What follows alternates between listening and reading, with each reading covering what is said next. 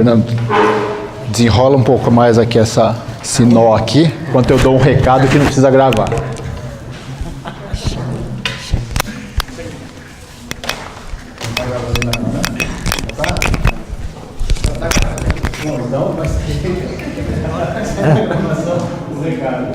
Gente, uma alegria estar aqui com vocês, né? Obrigado pelo convite, obrigado a Deus, né?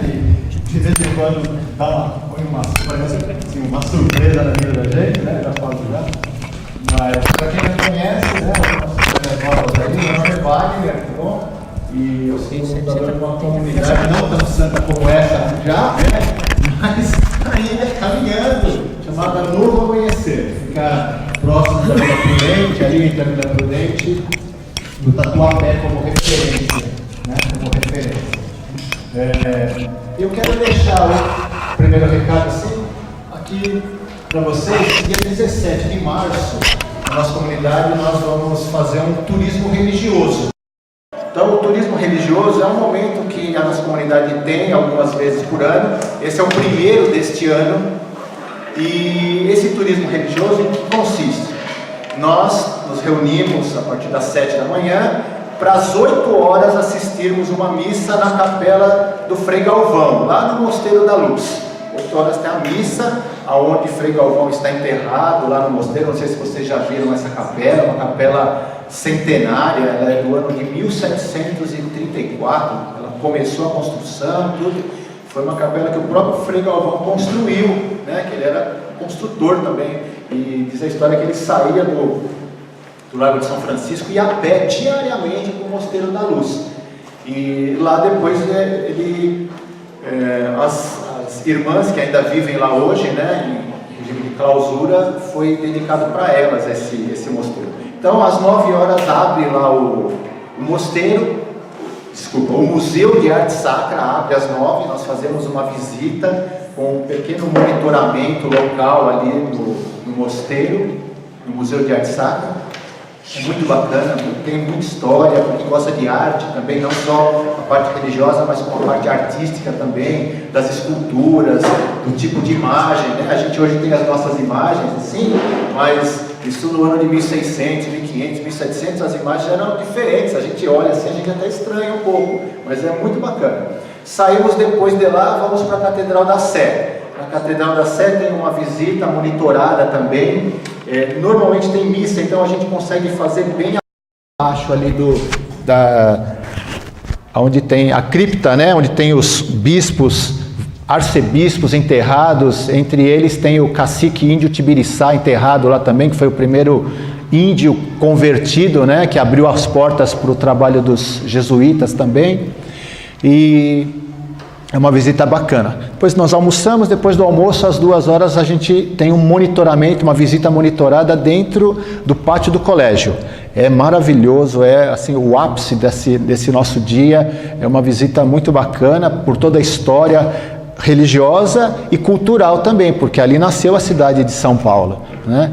Ali a cidade, ela desapontou, assim, despontou, né? Despontou, desculpa. E tem toda a história, tem a história dos jesuítas, tudo que eles passaram, né? Não sei se vocês sabem um pouquinho da história, mas os jesuítas sofreram muito aqui no Brasil, né? No mundo, mas no Brasil também. Então, se vê um pouco da história dos jesuítas. Depois a gente sai e vamos para o Mosteiro de São Bento. Lá abre às 16 horas, nós chegamos lá às 16 horas em ponto, abre, dá para fazer uma pequena visita, assim, com alguns detalhes. Depois nós saímos e vamos em direção do Largo de São Francisco e terminamos lá na igreja de São Francisco, no Largo de São Francisco. E terminamos 17 e pouco, dá para estar aqui no grupo às 18 horas sem falta. Quem quiser, tá? Custa R$50 com o translado e os ingressos todos, tá? Todos. É um passeio muito, muito gostoso. Já estão convidados. Oi? 17 de março. Tá? Depois já tem um no segundo semestre. Se eu não me engano, é 15 de setembro que nós agendamos. Tá? Já tem outro lá. E nós vamos ter o retiro também, o Nova Vida. O retiro que ano passado a Isabela estava conosco, a Isabel também. E é um retiro bem gostoso. Não é só para jovens, mas predominam os jovens. E para aqueles que querem se sentir jovens também. Então, quem quiser, lá tem uma poção assim, rejuvenescedora. Quem quiser ir, vá, vai se sentir renovado. Será dia 13, 14 e 15 de abril, nosso retiro. Esse é o 10º ano que nós fazemos esse encontro, é o 11º Retiro Nova Vida e 10 anos que nós fazemos esse encontro. Chega de recado, vamos ao que interessa, né? Então, Deus seja louvado, né, por nós podermos refletir um pouquinho hoje sobre esse tema que é a providência e a vida financeira da família, né? Da família, antes fosse de todas as famílias, não só da família cristã, né? Mas antes fosse de todas as famílias. O Bruno, quando me convidou para vir fazer esse tema, eu peguei a mensagem ali, né? Olhei aquela mensagem, vi o tema. Quando eu olhei aquele tema, na mesma hora eu olhei para o céu e falei: Senhor, você está aí de verdade ou não? Você está aí? É verdade que você olha por mim, né? Porque até depois preparando o que vou falar, Deus vai falando no nosso coração, né? Eu estou passando também por um momento de colheita agora, né? A exemplo do que nós vamos ver que passou José do Egito, né? Porque eu também estou passando, como muitos brasileiros, por uma fase de transição e de tantas dificuldades que o país passa, isso se reflete na vida de cada um de nós. Então, naquele momento eu olhei para o céu e falei: Senhor, você tem certeza que é para mim esse tema? Né? Não, ele falou: assim, tanto que passou 15 dias, me veio uma outra mensagem para fazer uma pregação num grupo de oração, que eu já fui quinta-feira passada, né? Até falei para a Cristina, e aí lá o tema desse outro grupo era Salmo 22, o Senhor é meu pastor e nada me faltará. Então, acho que né, para a gente assumir a providência mesmo, não é verdade? Enfim, essa é a Cristina, para quem não conhece a minha esposa. Desculpa, eu não apresentei ela aqui porque eu já comecei falando muito, né? Nós vamos falar assim de uma maneira bem gostosa, bem dinâmica e didática, de 7 mitos ou 7 erros diante da luz da palavra de Deus com relação ao dinheiro, primeiro. Então a gente vai sempre falar algo, vamos relacionar com uma passagem para alicerçar a nossa conversa. E no final a gente vai dar umas dicas assim bem simples também sobre o uso do dinheiro. Falando nisso, eu tenho um trabalho, um voluntariado através do Itaú. Quem é do Itaú aqui? Alguém é funcionário do Itaú aqui? Não. O Itaú tem um programa de voluntariado chamado Uso Consciente do Dinheiro, né? Eu não sou do Itaú, mas eu fui convidado para estar lá para fazer um voluntariado sobre isso. Então esse trabalho se faz em escolas públicas, com jovens, para que já desde cedo se ajude o jovem a usar o dinheiro de forma consciente, né? Então o que nós vamos conversar aqui é sobre isso, usar o dinheiro de forma consciente, né? Bom, a primeira coisa, uma coisa que se fala muito: o dinheiro é importante ou não é importante? É a pergunta, né? O que vocês acham? É importante, né? Então, um mito que nós, principalmente o cristão, né, que quer viver da pobreza, né, fala assim: o dinheiro não é importante. Então, quando nós assumimos isso, que o dinheiro não é importante, o dinheiro foge da nossa mão. Primeiro, isso é uma metáfora que eu vou falar, né? Mas se você maltratar quem é casado, a sua esposa, ela fica do seu lado? Não, claro que não. Se você maltratar o seu cachorro, ele fica perto de você? Você maltratar o seu carro, ele fica perto de você assim, te levando para lá e para cá? Não, ele quebra, né? Então, primeira coisa, o dinheiro, ele é importante. Ele tem a sua importância, a sua devida importância, tá certo? Eclesiastes, se alguém for pegar a passagem bíblica, Eclesiastes 10:19 fala assim: faça festa para se divertir, o vinho alegra a vida e o dinheiro serve para tudo. E é verdade, né? O dinheiro serve para tudo, né? A gente, historicamente, mesmo quando não se tinha dinheiro, se fazia trocas equivalentes ao que seria um dinheiro, um valor de algo que se estava fazendo uma troca ali, tá certo? Então, Eclesiastes 10:19 está falando isso, que a gente faz festa para se divertir, o vinho alegra a vida e o dinheiro serve para tudo. E é verdade, né? É verdade. Porém, Com base nisso, a palavra de Deus nos traz a seguinte passagem, que é aquela de Lucas 16, que fala assim, que ninguém pode servir a dois senhores, né? E aí fala assim, nenhum servo pode servir a dois senhores, ou há de odiar a um e amar o outro, ou há de aderir a um e desprezar o outro. Não podeis servir a Deus e ao dinheiro. Então a palavra nos dá a seguinte referência, o dinheiro não é o senhor da nossa vida. Ele está para nos servir, verdade? Então o dinheiro não é o Senhor, nós não somos dominados pelo dinheiro. E a palavra nos fala isso, né? Então ninguém pode servir a dois senhores. E poderia ser qualquer outra coisa. A gente poderia colocar, ninguém pode servir a Deus e ao bolo de chocolate, porque senão ele vai dominar a sua vida, né? E você vai idolatrar o bolo de chocolate e ele vai ser o Senhor da sua vida. Tá certo ou não? Tá? Então coloque aí o que você quiser. Coloque aí o que você quiser. Coloque aí a sua sogra, a sua mãe, né? Tem gente que adora, né? A sua sogra, né? Idolatra a sogra. Então pode gostar dela, não pode idolatrar, né? Como eu gosto da minha sogra também, né? Ainda bem, né? Bom, existe uma pesquisa, isso vale para os casais, isso eu peguei na internet, de uma universidade de Kansas, que fala assim, eles fizeram um acompanhamento com mais de 4.500 casais, desses 4.500 casais, 56% das separações que houveram entre esses casais foi por causa de dinheiro. 56% dos casais que se separavam em função do dinheiro.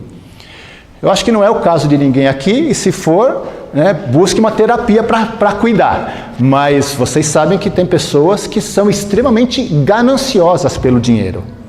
E se dois casais, ou pelo menos um, já for dessa forma, for doente em razão da possessão financeira, não vai para frente. Não vai. Né? Então o casal ele tem que estar realmente unido no propósito de crescerem em todos os sentidos, inclusive financeiramente, certo? No Brasil, diz que em 2016 houve mais de 350 mil divórcios, 350 mil divórcios, mas não se tem uma estatística de quantos foram em razão do dinheiro, mas se sabe que foi um índice muito alto também, tá certo?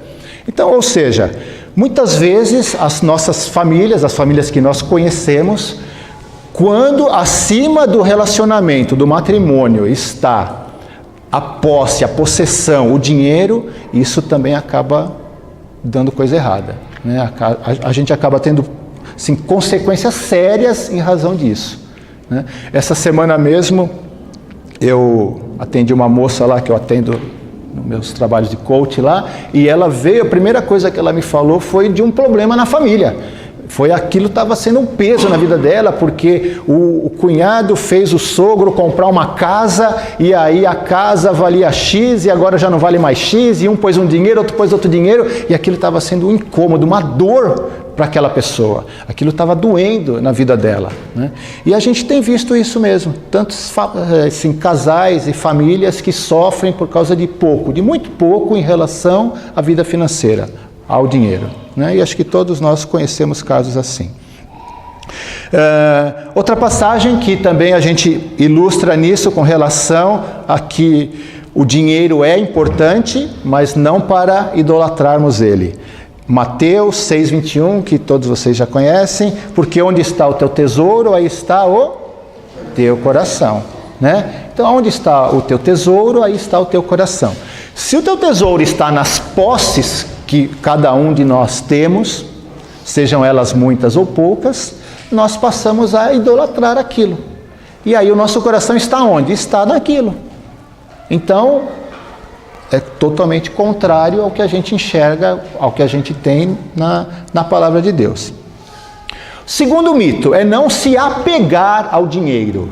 Não se apegar ao dinheiro. Na continuação dessa passagem, onde está o teu tesouro, aí está o teu coração, um mito, nós não devemos, ou diante da luz da palavra de Deus, nós não devemos nos apegar ao dinheiro. a sua maior prioridade na sua vida é ter dinheiro? Sim ou não? Não? Então, qual é a nossa prioridade de vida? Esse é um questionamento para cada um de nós, né? Qual é a nossa maior prioridade? Então, essa pergunta deve prevalecer. Se a nossa prioridade é ter, pode ser que nós estejamos assim envolvidos pelo consumismo, né? Pelo capitalismo que nós vivemos. Nós nascemos no capitalismo, então nós temos que viver nele, dentro dele, mas não sofrer por ele, não ser escravo dele, né? Então, quando nós respondemos essa pergunta, qual é o meu principal objetivo? Eu costumo dizer assim, qual é a minha missão de vida, né? Qual é a minha missão? Se a minha missão está lá assim, ter posses, né? A gente tem que rever essas coisas. E nós sabemos que tem pessoas que são assim, extremamente materialistas. Só pensam em ter, eu quero ter, né? E não estou falando também de pessoas de alto poder aquisitivo, porque tem pessoas que têm baixo poder aquisitivo que também pensam em ter, dentro da sua, né, do seu padrão ali, tá certo? Que palavra de Deus alicerça isso? 1 Timóteo 6. Porque a raiz de todos os males é o amor ao dinheiro. Tá? 1 Timóteo fala assim, a raiz de todos os males é o amor ao dinheiro. Fala que é ter dinheiro? Não. Então nós podemos ter? Sim. O que nós não devemos fazer é depositar no dinheiro a nossa paixão. Não é verdade? A nossa paixão. Então a nossa paixão, nós que somos homens e mulheres de fé, está no Senhor. Ele é a nossa paixão. Depois nós vamos pegar uma outra passagem que vai selar também isso tudo. Mas a nossa paixão é buscar o Senhor. Certo?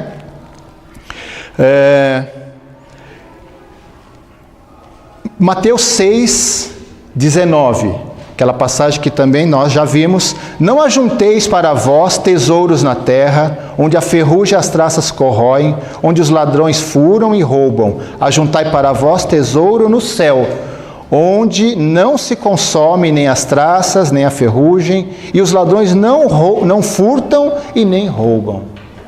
Nós já vimos essa passagem também, né?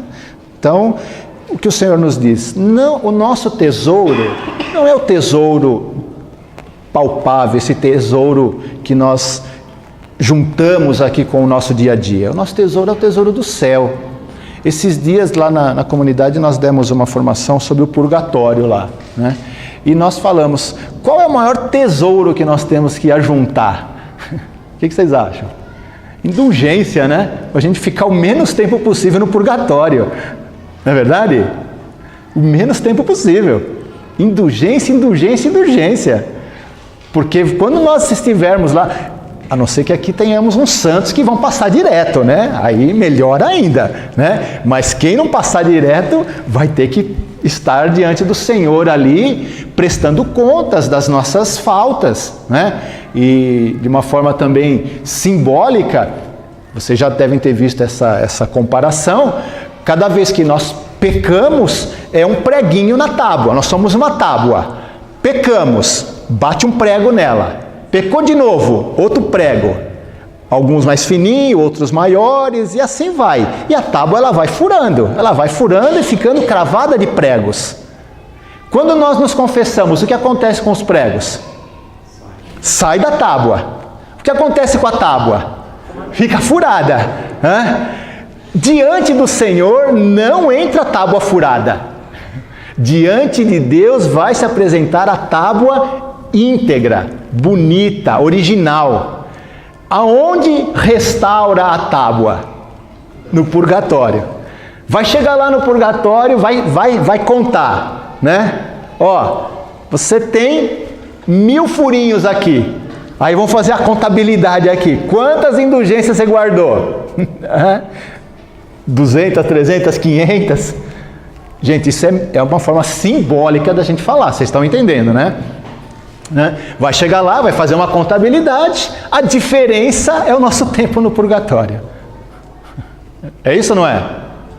Então, que tesouro mais rico nós temos que ajuntar? As indulgências. Adoração, meia hora de adoração. Agora estamos no período de quaresma, fazer a via sacra, participação na missa, confissão, obra de caridade, rezar pelo Papa, e aí vai, né? E aí vai.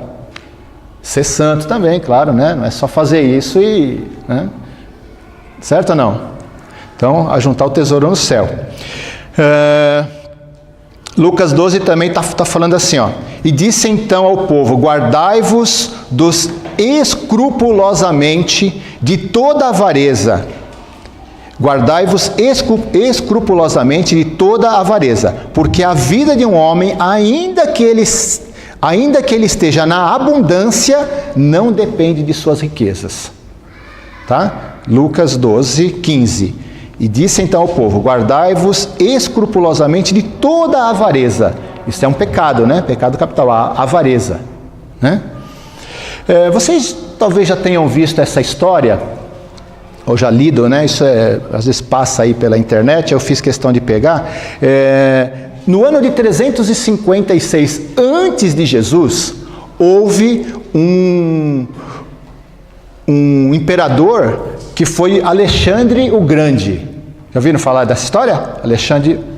Ele falou para os seus ministros antes de morrer, ele pediu 3 coisas para os ministros dele. E não era um cristão, era um homem que tinha sua sabedoria, a sua sabedoria grega. Então o império dele foi Grécia ali, né? Quando a Grécia tinha domínio sobre uma parte do mundo, né? O Egito, Grécia, Índia. E ele pediu 3 coisas. Ele falou assim, eu quero que o meu caixão seja carregado pelos médicos, uma coisa. Segunda coisa, conforme o caixão for andando, eu quero que o meu tesouro seja jogado no chão para o povo que estiver vendo. E terceira coisa, eu quero que minhas mãos fiquem do lado de fora do caixão vazia. E aí perguntaram, mas por que, né? O senhor quer isso? Primeiro, que os médicos carreguem, porque nem a medicina pode salvar a vida. Primeira coisa. Segunda, os tesouros, porque nessa terra nada se leva. Nada se tem, se nasce com nada e nada se leva. E as mãos, a mesma coisa. Eu quero que minhas mãos fiquem para fora do caixão, de modo que as pessoas possam ver que viemos com as mãos vazias e de mãos vazias nós voltamos. É bem isso mesmo, né? É bem isso mesmo. Então veja que não tem um fundamento cristão nada, mas serve para a nossa vida. É bem o que nós precisamos vivenciar a cada dia. A gente tem visto, infelizmente, por causa do apego, né, da ganância, do dinheiro, da idolatria ao dinheiro, tanta corrupção. De onde vem? De onde o Brasil está como está? Por quê? Por causa da corrupção. E a corrupção o que é? É ter. É cada um pensar no seu bem e se desviar. Essa semana nós somos daqui de São Paulo, vocês viram 2 lá do PCC, estava roubando o próprio partido lá deles, lá, né? E aí, por quê? A ganância, né? Então veja aí o que não é, assim, o escrúpulo, o que o dinheiro não faz na vida da pessoa. E a partir daí, tantas outras maldades a gente vê, não é? A prostituição, o tráfico de pessoas, o tráfico de órgãos e tantas outras coisas. O dinheiro, realmente, quando ele deixa envolver uma pessoa, ele causa assim um estrago muito grande. E nós temos que pedir a Deus muita sabedoria para que a gente não se envolva nisso e que Deus também nos poupe de estarmos longe de pessoas que tenham essa perversidade, né? Essa perversidade. Terceira coisa, não reconhecer a fonte ou o milagre da providência. Bruno falou, vale a gente ressaltar aqui. De onde vem tudo o que nós temos? Da graça de Deus. Da graça de Deus, seja da comunidade que vive da providência, né? Seja das nossas famílias que têm o seu trabalho, o seu comércio, né? Do nosso salário, da empresa que trabalhamos, não é assim? Tudo vem da providência. Se eu estou empregado é porque Deus permite que eu esteja empregado. Se não estou empregado mais, vem aquela passagem, Deus deu, Deus tira, seja feita a sua vontade, não é? E quantas pessoas que muitas vezes trabalhando, empregadas, saem da empresa, difamam, ficam doentes, depressão, passa mal, não é? Rancor, morre com rancor porque foi demitido da empresa, não é? Então, nós vivemos da graça de Deus, nós vivemos da graça de Deus. Até o sangue que circula na nossa vida, no nosso corpo, é graça de Deus. Uma gota a mais, uma gota a menos, tchau mesmo. Então, a nossa vida é providência pura de Deus. Palavra que nos alicerça isso. Mateus 25, 14.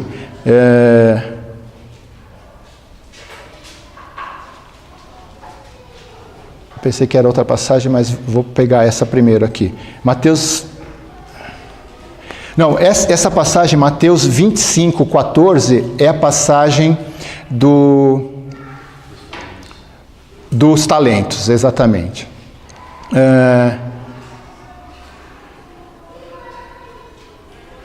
Eu tinha separado a dos pássaros do céu que não semeiam, não guardam, essa, Mateus também? 22, né? De qualquer forma, Mateus 25 primeiro é a passagem do servo bom e fiel, né? Se sou fiel no pouco, Mateus 6? As vãs preocupações, exatamente, né? Então, a gente pode trazer para esta passagem, não vamos ler, Bruno, mas nós podemos trazer para essa passagem exatamente isso, né? Quando Deus fala que as aves do céu não têm celeiro, não ceifam, né? E Deus provê para elas todas as suas necessidades. Assim é a nossa vida, né? E diante da providência de Deus também, a gente pode pegar essa referência do servo bom e fiel. Quando nós somos fiéis a Deus com o pouco que Ele nos dá, Ele multiplica. Quando nós somos infiéis, até com o pouco, some, né? Se for muito, some também, porque a infidelidade é tanta, né? A falta de confiança em Deus é tanta, que infelizmente a gente acaba pensando em tudo menos na providência. E a gente acaba dependendo só do nosso autodomínio, do nosso autocontrole. Certo? Outra coisa que vale para a gente trazer para a luz da palavra de Deus. O trabalho, nós falamos do trabalho, né, que muitos de nós trabalhamos, e nós temos o fruto do nosso trabalho, é o salário. O trabalho é castigo? É castigo ou não? O que vocês acham? Para alguns é, né? Para alguns vai dar menos tempo de purgatório, Mauro. Não, assim, quando nós pegamos em Gênesis 3 lá, quando Deus fala a Adão, porque você ouviu a mulher, né? Por causa disso você vai trabalhar e vai ter que tirar o suor, você vai se sustentar pelo seu suor, né? Então, como é que está falando lá? E disse em seguida ao homem, porque ouvistes a voz da mulher e comestes do fruto da árvore que eu te havia proibido comer, maldita seja a terra por tua causa, tirarás dela com trabalhos penosos. Essa é a palavra, com trabalhos penosos, o teu sustento todos os dias da tua vida. Então, este momento foi o momento em que Deus disse ao homem o trabalho penoso em razão do quê? Por que ele teve que partir a ter um trabalho penoso? Em razão da desobediência, do pecado, né? Porque antes disso, Deus já tinha dito ao homem, em Gênesis 2, ele já tinha falado assim, 2,15, o Senhor Deus tomou o homem, colocou no jardim do Éden para cultivá-lo e guardá-lo. Então, não era para ficar no bem bom, é para cultivar, não era? Então, o homem já estava destinado ao trabalho. Por consequência do pecado, o trabalho tornou-se penoso. Certo ou não? O trabalho, ele tornou-se penoso. Então, o trabalho não é maldição, o trabalho é bênção. Nós devemos fazer do trabalho uma bênção, né? E aí, tem uma passagem que fala assim, que Colossenses 3, tudo o que fizerdes, fazei-o de bom coração, como para o Senhor e não para os homens, certo de que recebereis como recompensa a herança das mãos do Senhor, servir a Jesus Cristo. Então, mesmo nós muitas vezes trabalhando lá para os outros, vamos entender que o trabalhar para os outros, entre aspas, nós estamos também servindo ao Senhor, seja com a nossa ética, com o nosso profissionalismo, com o talento que Deus nos dá, não é? Nós estamos sendo útil e, em consequência do nosso trabalho, nós temos a nossa recompensa, tanto diante de Deus, como o salário, né? Como Paulo diz lá, ó, quero vos lembrar, irmãos, que ninguém deve ser peso, né, na vida dos outros, que todos nós devemos trabalhar e ser digno do nosso salário, certo? Então eu sei que muitas vezes é difícil, é penoso, mas vamos encarar com uma graça de Deus para ser menos penoso, né, menos doído, certo? Outra coisa, não se preparar para a crise. Isso é importante a gente confiar na providência, certíssimo isso. Mas confiar na providência é também nos prepararmos para os momentos de dificuldade. E quando eu até brinquei, né, eu hoje estou que nem José do Egito, né, que nem na verdade o que José fez. Por que José do Egito ficou aonde ficou? Porque ele foi diante do faraó, interpretou o sonho do faraó, não era isso? E qual era a dúvida do faraó? Nossa, o que está acontecendo? Estou vendo as vacas magras, as vacas gordas, né? E aí trouxe um homem de Deus, José se apresentou diante lá do faraó, interpretou o que estava acontecendo, o sonho, que já tinha acontecido 2 vezes, né? E segundo as especialistas no cálculo lá, o sonho tem tudo a ver, né? Então, né, já tiveram a aula dos sonhos lá? Não. Já teve? Não? Então vai ter lá, né? A aula dos sonhos, né? A gente tem que tomar cuidado, porque os sonhos dizem sempre alguma coisa, como disse na palavra de Deus. Mas o mais importante nós enxergarmos que qual foi a decisão depois da interpretação do sonho de José diante do faraó? Né? O faraó falou, tudo bem, é isso que vai acontecer, mas o que nós vamos fazer? O que eles fizeram? Separaram lá a quinta parte, né, equivalente ao que nós falaríamos de 20%, nós vamos guardar. Por 7 anos de fartura, e vamos lembrar que 7 na palavra de Deus é um número que não necessariamente são 7, né? Mas por um longo período, nós vamos guardar 20%. Por quê? Porque em um determinado momento a fartura vai acabar, a crise virá e nós vamos desfrutar da nossa poupança, do que nós reservamos. E foi isso que aconteceu. E o Egito, por que a Babilônia ficou escrava do Egito? Porque eles não tinham nada, eles venderam até a alma para o Egito. E por isso que o Egito teve tudo e a Babilônia foi escrava, na verdade, do Egito, a troco de comida. Então, por isso que o Egito ficou poderoso, porque ele tinha fartura e os povos não tinham nada. Então, gente, as crises vêm. Seja financeira, seja emocional, seja familiar, seja de doença. Então, o que nós temos que fazer? No nosso contexto aqui financeiro, dentro das nossas possibilidades, guardar. Então, poupar é bíblico, não é ganância, é bíblico. Saber poupar, seja 5, 10, a palavra mostrou em 20%. Né? Eu, graças a Deus, estou passando por uma fase difícil, mas estou usufruindo, né, Cris, daquilo que poupamos, sabiamente, soubemos guardar. E pedindo a Deus que os 7 anos sejam curtinhos. É verdade, né? Então, E não só eu, e tantas outras famílias. Graças a Deus, o Senhor nos abençoou e a gente pode viver, sim, da nossa poupança, digamos assim, daquilo que, pela bênção de Deus, nós pudemos economizar. Mas quantas famílias que, infelizmente, quando vem a aprovação, seja financeira, seja em qualquer sentido, né, se descontrola. Então, saber guardar, economizar, aí nós vamos falar ainda daqui a pouco de onde pode vir essas economias, né, é uma bênção também de Deus. O sexto mito, né, diante da palavra de Deus: não ser fiel aos seus princípios. Não ser fiel aos seus princípios. Nós devemos sempre fazer uma, assim, enorme avaliação de como nós temos gasto o nosso dinheiro, de como nós distribuímos, modo de dizer, de como nós utilizamos o nosso dinheiro.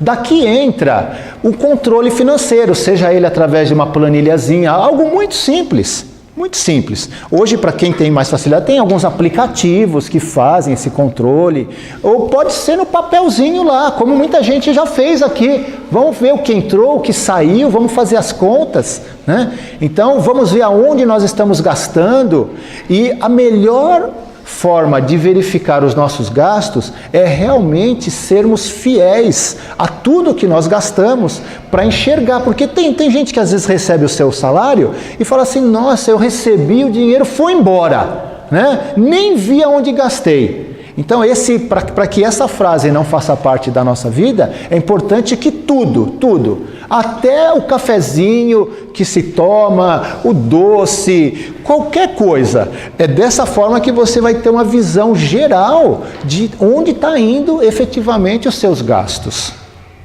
É a única maneira da gente enxergar a nossa vida financeira, é fazer assim. A não ser que a pessoa gaste muito, e aí ganhe muito, o que ela gaste não seja tanto quanto o que ela ganha. Mas eu digo que isso não existe. Quanto mais se ganha, mais se gasta, né? Não é assim mesmo? Então a pessoa fala: eu ganhei 1.000, se eu ganhasse 2.000 eu estaria muito feliz. A pessoa ganha 2.000 e fica triste. Se eu ganhasse 4 eu estaria feliz. Ela ganha 4 e precisa de 8, e assim vai indo, não é verdade? Então, tem um evangélico, um pastor chamado John Bianchard. Ele falou assim: poucas coisas testam mais profundamente a espiritualidade de uma pessoa do que a maneira como ela usa o dinheiro. Então, você quer ver a personalidade de uma pessoa, veja como ela usa o dinheiro dela.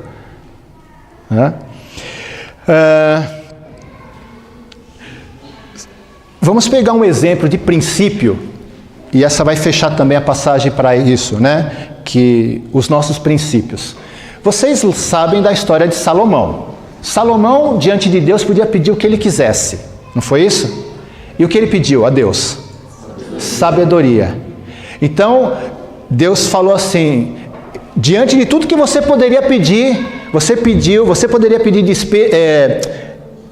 riquezas, poderia pedir a vida dos seus inimigos, você poderia pedir tudo, você pediu sabedoria para guiar o seu povo. Porque você pediu sabedoria, eu vou te dar riqueza, eu vou te dar os seus inimigos, eu vou te dar tudo, né?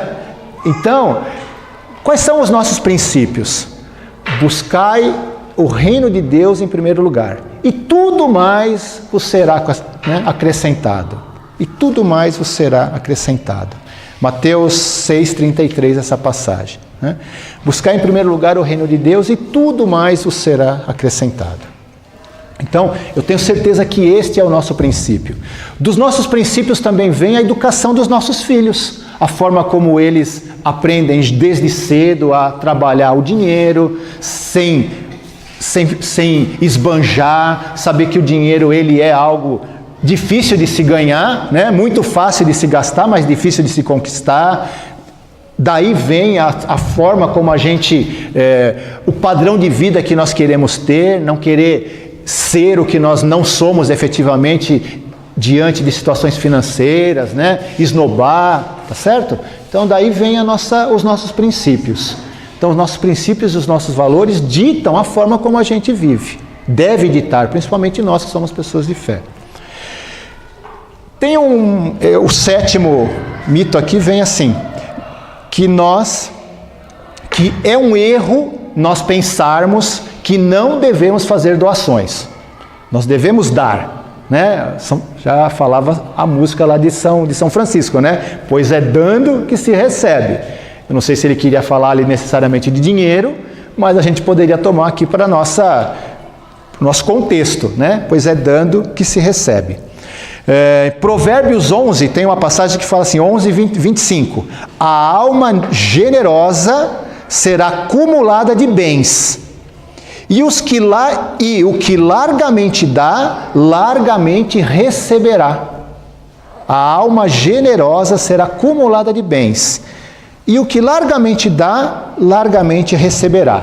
Tem até uma pessoa, um não cristão, né? um guru financeiro aí, não sei se o Paulinho conhece, que é o T. Harv Eker, né? Ele tem o livro que é O Segredo da Mente Milionária. Tem uns cursos já nessa área, né?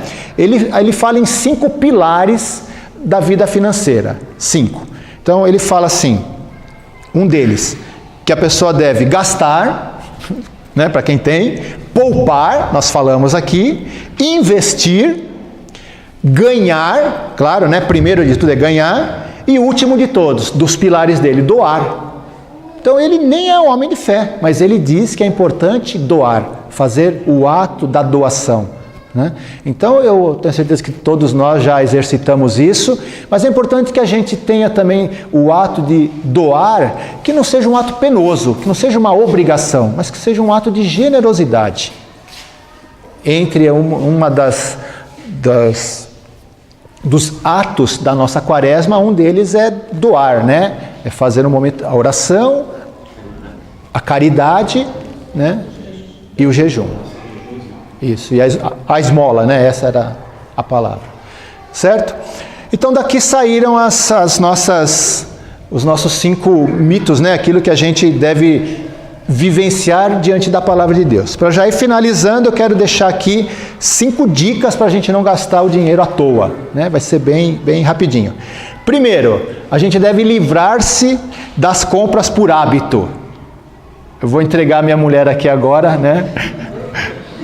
Ontem eu fui buscar ela na escola, né? E aí entrei no carro assim, ela puxou o aplicativo do Pão de Açúcar, né? Olha, tem uma promoção aqui, vamos dar uma passadinha lá?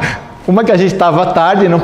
tinha até um item lá que a gente até precisaria comprar, né? Até precisaria. Mas eu resisti naquele momento. Mas claro, isso é assim, eu estou pegando um exemplo nosso, mas é nosso de todo mundo. É um hábito a gente querer aproveitar uma promoção, pegar a semana lá do Black Friday, não estou precisando de nada, mas vai estar barato, né? Que a pessoa brinca, né? Pagar a metade do dobro, não é? Não é verdade? Então, sempre tem essas coisas.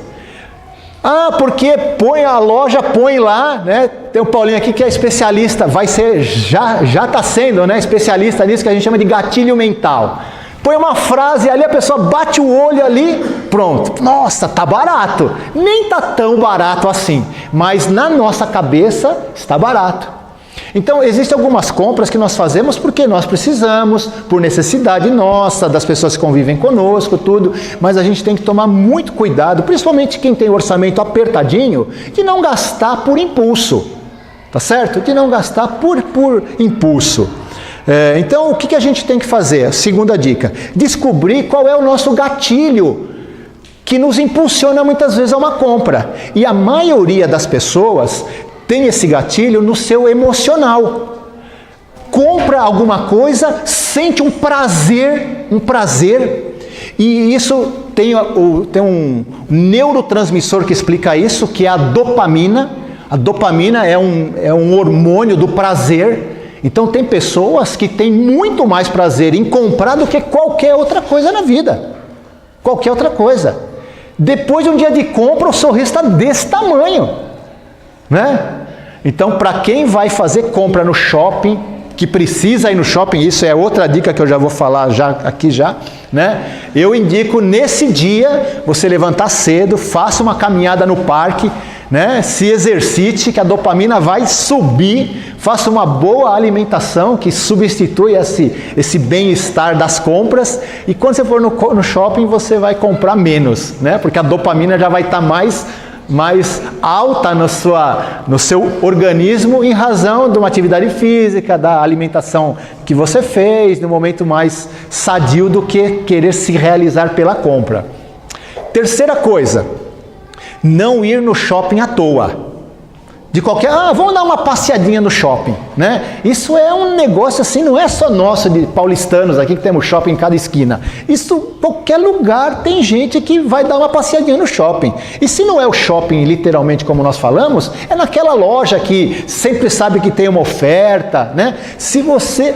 25 de março, né? Então, se você não precisa comprar, ou principalmente sabe que o orçamento está apertado, não vá passear no shopping à toa, porque lá, vou usar uma palavra feia, é um antro de armadilhas para nos pegar.